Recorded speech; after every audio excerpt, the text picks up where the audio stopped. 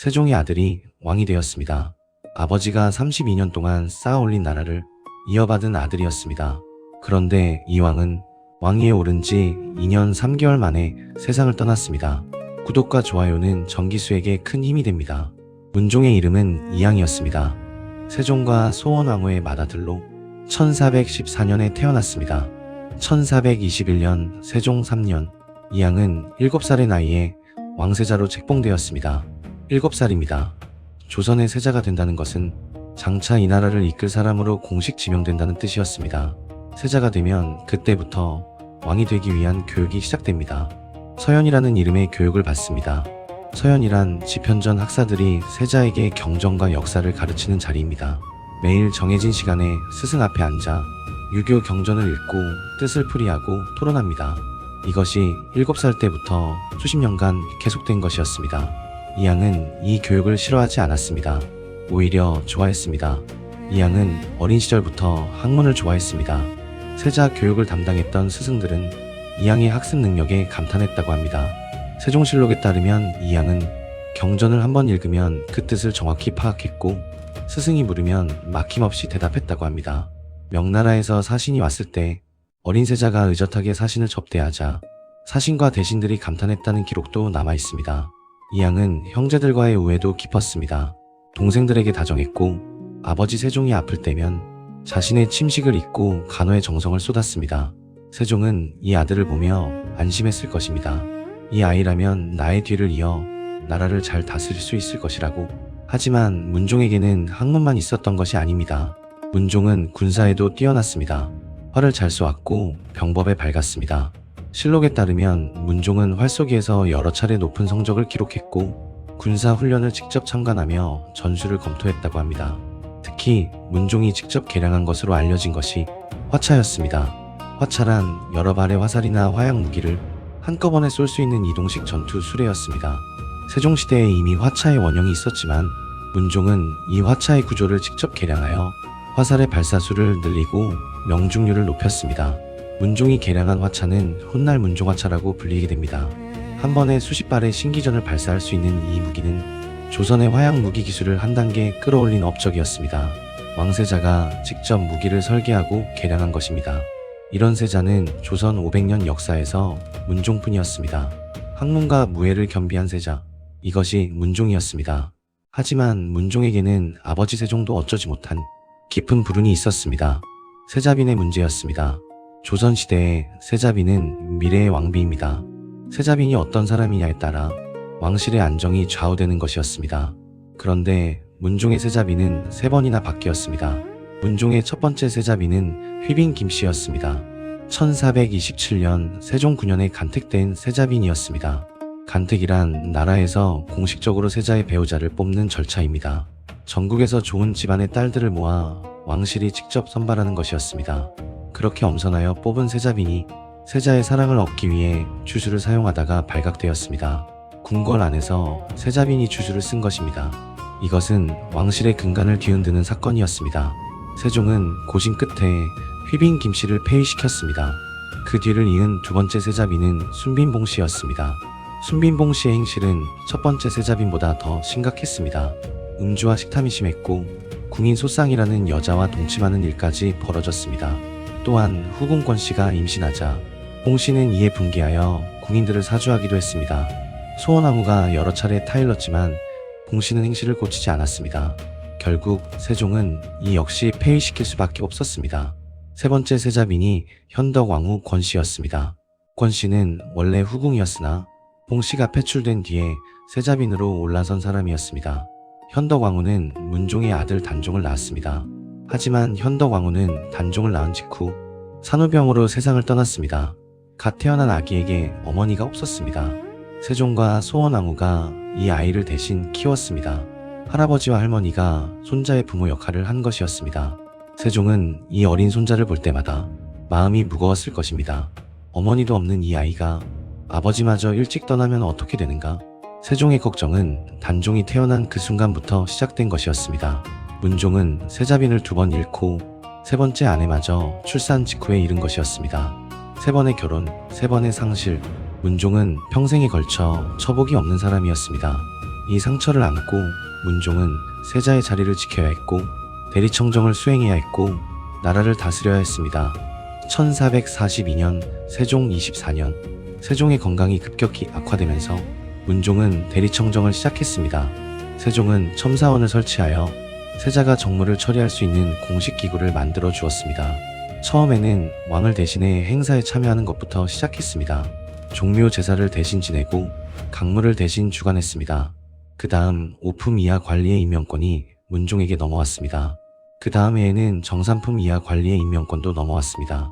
세종은 문종에게 점점 더 큰 권한을 넘겼습니다. 문종은 이 대리청정을 약 8년간 수행했습니다. 8년입니다. 세자로서 왕을 대신해 8년간 나라를 다스린 것이었습니다. 이것은 단순히 아버지의 결재를 대신한 것이 아니었습니다. 매일 올라오는 수십 건의 보고서를 검토하고 신하들의 의견을 듣고 판단을 내리는 것이 8년간 계속된 것이었습니다. 세금 문제, 인사 문제, 외교 문제, 군사 문제, 나라의 모든 일이 세자의 손을 거쳤습니다. 문종은 이 8년 동안 한 번도 큰 실수를 하지 않았습니다. 신하들과의 관계도 원만했고 결정도 신중하고 정확했습니다. 신하들은 문종의 대리청정에 만족했습니다. 이 세자라면 왕이 되어도 잘 다스릴 것이다. 조정 안팎에서 이런 평가가 나왔습니다.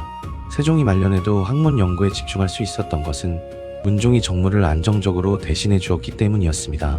사치통가문의 편찬도 속보상절과 오월인 청강지곡도 세종이 마음 놓고 작업할 수 있었던 것은 아들 문종이 나라를 지켜주고 있었기에 가능한 것이었습니다. 1450년 세종 32년 2월 17일 세종이 세상을 떠났습니다.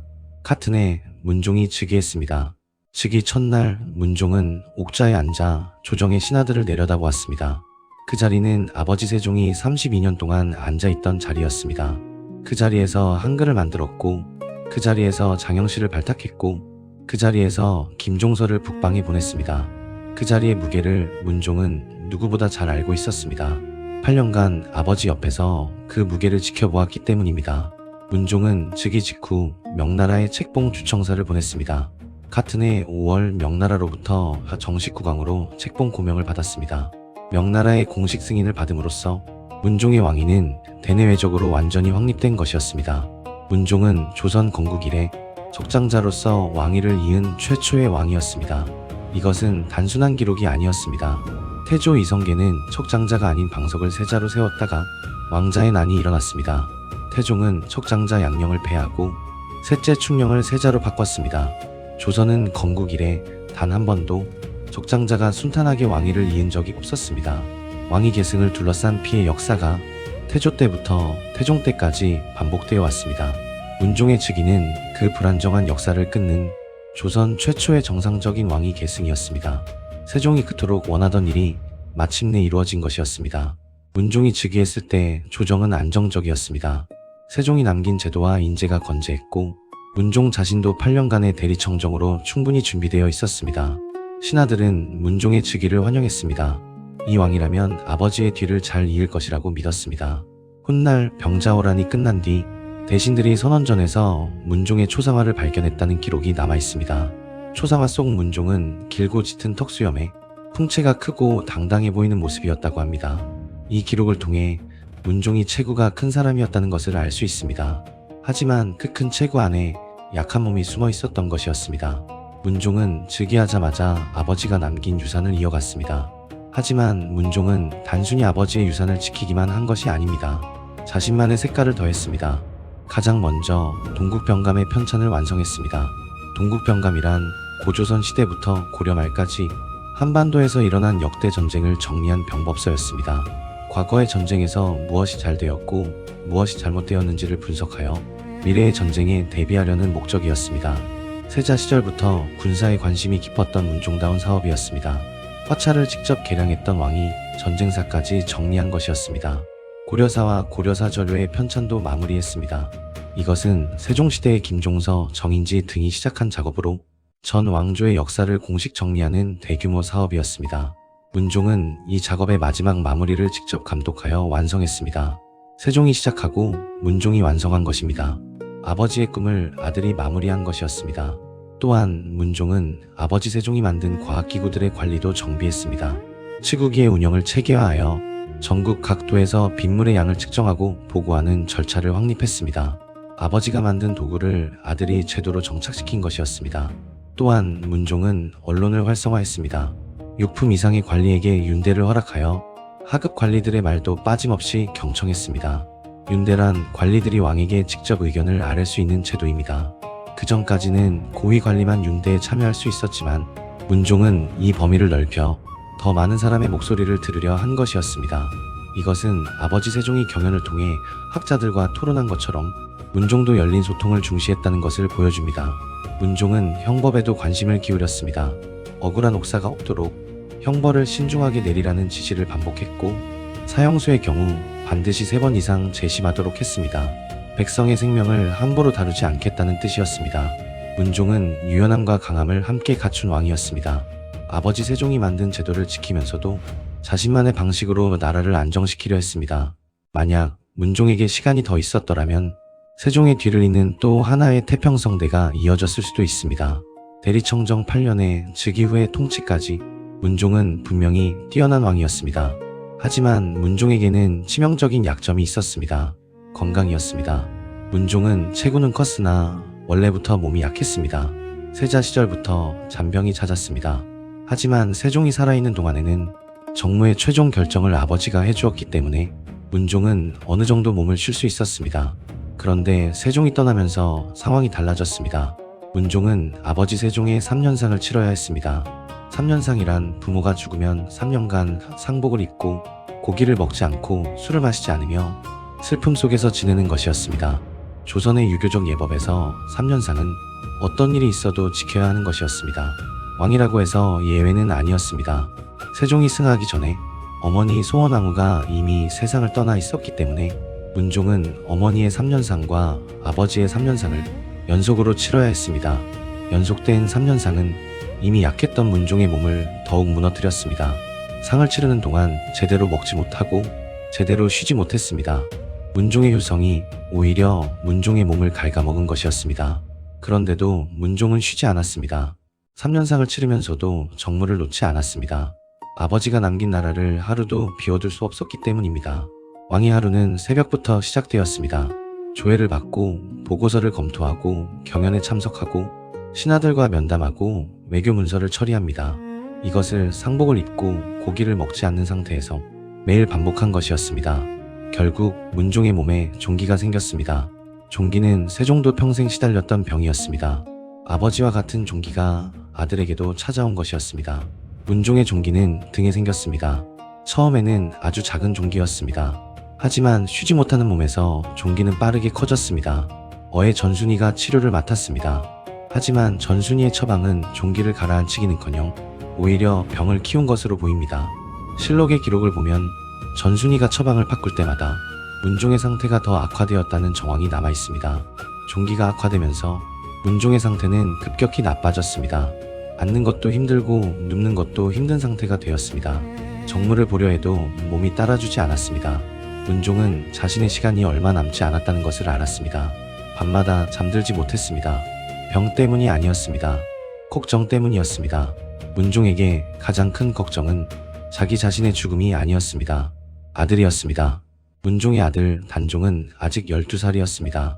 어머니는 단종이 태어난 직후에 죽었습니다. 단종은 어머니의 얼굴조차 기억하지 못합니다. 할아버지 세종이 이 아이를 각별히 아꼈습니다. 세종은 어린 손자가 놀고 있는 모습을 보면서 이 아이의 미래를 늘 걱정했습니다. 그 할아버지도 이제 없습니다. 이제 아버지마저 떠나려 하고 있습니다. 12살의 아이가 조선의 왕이 됩니다. 부모도 없고 할아버지도 없는 아이가 이 넓은 궁궐에서 홀로 왕자에 앉게 됩니다. 조정에는 야심 있는 왕자들과 강한 신하들이 있습니다. 아버지 세종이 살아있을 때부터 걱정했던 바로 그 일이 현실이 되려 하고 있었습니다. 문종은 아픈 몸을 이끌고 어린 아들 단종을 불러 앉혔습니다. 아들의 작은 손을 잡았습니다. 이 아이는 아직 너무 어립니다. 왕자가 무엇인지 권력이 무엇인지 아직 모르는 아이입니다. 이 아이를 과연 누가 지켜줄 수 있을 것인가? 문종은 고명대신을 지정했습니다. 고명대신이란 왕이 죽기 전에 어린 왕을 보좌해달라고 지명하는 신하를 말합니다. 문종이 선택한 사람은 영의정 황보인과 좌의정 김종서였습니다. 김종서는 아버지 세종의 시대에 10년간 북방에서 육진을 개척한 그 김종서였습니다. 세종이 가장 신뢰한 신하 중 한 명이었습니다. 황보이는 오랜 관력을 가진 원로 대신이었습니다. 문종은 이 두 사람의 손을 잡고 어린 단종을 부탁했습니다. 내 아들을 지켜달라. 이 아이가 반드시 장성할 때까지 반드시 곁에서 보좌해달라. 이것이 문종의 마지막 부탁이었습니다. 문종은 아버지 세종처럼 마지막 순간에도 자기 자신이 아니라 남겨질 아들을 걱정하고 있었습니다. 아버지와 아들, 세종과 문종, 두 사람 모두 마지막 순간에 같은 걱정을 한 것이었습니다. 1452년 문종 2년 5월, 문종이 경복궁 천추전에서 세상을 떠났습니다. 재위 2년 3개월, 향년 39이었습니다. 조선에서 가장 준비가 잘 되어 있던 왕이었습니다. 8년간 대리청정을 하며 정무를 익혔고 학문과 군사를 겸비했고 즉위 후에는 아버지의 유산을 안정적으로 이어갔습니다. 하지만 하늘은 이왕에게 시간을 주지 않았습니다. 아버지 세종은 생전에 이렇게 말한 적이 있습니다. 내 아들이 오래 살지 못할 것이다.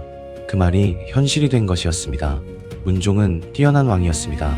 학문에 밝았고 군사에도 능했습니다. 화차를 개량하고 역사서를 완성하고 언론을 열어 더 많은 신하의 목소리를 들으려 했습니다. 8년간의 대리청정에서 한 번도 실수하지 않았습니다. 문종의 비극은 능력이 부족해서가 아니었습니다. 오히려 능력이 너무 뛰어났기에 더 안타까운 것이었습니다. 세종이 32년에 걸쳐 쌓아올린 나라를 문종은 고스란히 이어받았습니다. 집현전의 학자들이 건재했고 육진의 국경선이 굳건했고 백성의 삶이 안정되어 있었습니다. 이 모든 것을 이어받은 왕이 2년 3개월 만에 떠난 것이었습니다. 만약 문종이 10년만 더 살았더라면, 만약 문종이 아버지처럼 30년을 다스렸더라면 단종은 성인이 된 뒤에 왕위를 물려받았을 것이고 조선의 역사는 전혀 다른 방향으로 흘러갔을 것입니다. 하지만 역사의 만약은 없습니다. 문종의 죽음은 세종이 평생에 걸쳐 쌓아올린 모든 것이 무너지기 시작하는 첫 번째 균열이었습니다. 문종이 떠난 뒤 12살의 단종이 왕위에 올랐습니다. 문종이 지명한 고명 대신 황보인과 김종서가 어린 왕을 보좌하게 되었습니다. 하지만 이 두 사람을 모두가 인정한 것은 아니었습니다.